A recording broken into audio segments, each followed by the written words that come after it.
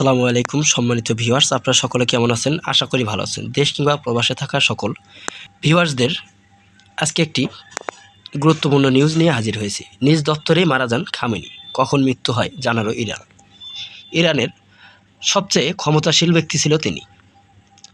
আসলে আপনাদের কার কাছে কেমন ছিল আপনারা একটু কমেন্টস করে জানিয়ে যাবেন। ইরানের সর্বোচ্চ নেতা আয়াতুল্লাহ আলী খামেনির মৃত্যুর বিষয়টি নিশ্চিত করেছে ইরানের সুপ্রিম ন্যাশনাল সিকিউরিটিজ কাউন্সিল। তারা জানিয়েছে, আয়াতুল্লাহ খামেনি গতকাল শনিবার ভোরে তার দপ্তরে দায়িত্ব পালনরত অবস্থায় নিহত হন। খবর বিবিসির ভেরিফাই স্যাটেলাইট চিত্র ব্যবহার করে তেহরান খামেনির দপ্তর লিডারশিপ হাউস প্রাঙ্গণের কিছু অংশ উল্লেখযোগ্য ক্ষয়ক্ষতির বিষয়টি নিশ্চিত করেছে।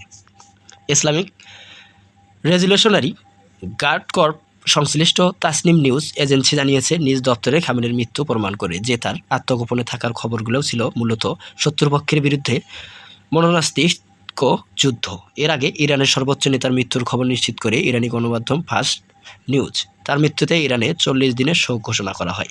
ইরানের ফার্স্ট নিউজ এজেন্সি খামেনির মৃত্যুর বিষয়টি নিশ্চিত করে বলেছে, তিনি তার নির্দিষ্ট দায়িত্ব পালনকালে মারা গেছেন। প্রতিবেদনে আরও বলা হয়, গতকালের শনিবার ভোরের দিকে তার মৃত্যু হয়। তার মৃত্যুতে 40 দিনের রাষ্ট্রীয় শোক ঘোষণার কথাও জানিয়েছে সংবাদ মাধ্যমটি। এর আগে ইরানের সর্বোচ্চ নেতা আয়াতুল্লাহ আলী খামেনি নিহত হয়েছে বলে আনুষ্ঠানিকভাবে ঘোষণা করেন মার্কিন প্রেসিডেন্ট ডোনাল্ড ট্রাম্প। নিজের social media platform truth social দেওয়া এক পোস্টে ট্রাম্প এই দাবি করেন। তিনি খামেনিকে ইতিহাসের অন্যতম নিকট ব্যক্তি হিসেবে অভিহিত করে বলেন, এটি কেবল ইরানি জনগণের জন্য নয়, বরং সারা বিশ্বের জন্য ন্যায় বিচার। প্রেসিডেন্ট ট্রাম্প তার পোস্টে লিখেছেন, ইতিহাসের অন্যতম নিকট ব্যক্তি খামেনি মারা গেছেন। খামেনি ও তার রক্তপিপাসু বাহিনীর হাতে নিহত বা পঙ্গু হওয়া অসংখ্য আমেরিকান এবং বিশ্ববাসীর জন্য আজ সুবিচার প্রতিষ্ঠিত হলো। তিনি আরও বলেন, মার্কিন গোয়েন্দা সংস্থা ও আধুনিক ট্র্যাকিং সিস্টেমের নজর এড়াতে পারেনি খামেনি। যুক্তরাষ্ট্র ও ইসরায়েলের সমন্বয়ে পরিচালিত এই অভিযানে খামেনি এবং তার সঙ্গে থাকা অন্যান্য শীর্ষ নেতারা পালনের জন্য সুযোগ পাননি। ইরানি জনগণের জন্য এখন তাদের দেশে ফিরে যাওয়ার সুযোগ তৈরি হয়েছে।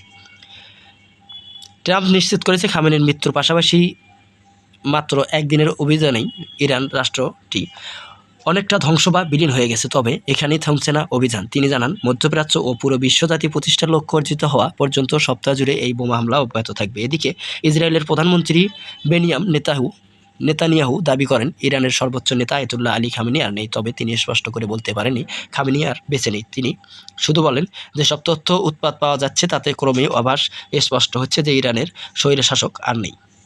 বাংলাদেশের সময় শনিবার দিবাগত রাতে টেলিভিশনে দেওয়া এক বক্তব্যে এ তথ্য দাবি করেন নেতানিয়াহু। তবে ইরানের তরফ থেকে এ ব্যাপারে শেষ খবর পাওয়া পর্যন্ত কোনো স্পষ্ট তথ্য আসেনি। অবশ্য এর আগে ইরানের পররাষ্ট্র মন্ত্রণালয়ের একজন মুখপাত্র বলেছিলেন, খামেনি কী অবস্থায় আছে তা স্পষ্ট করে বলার মতো অবস্থায় নেই তিনি। প্রিয় দর্শক, আজকের মতো এই পর্যন্তই। পরবর্তী সব নিউজ পেতে আমাদের সঙ্গেই থাকুন।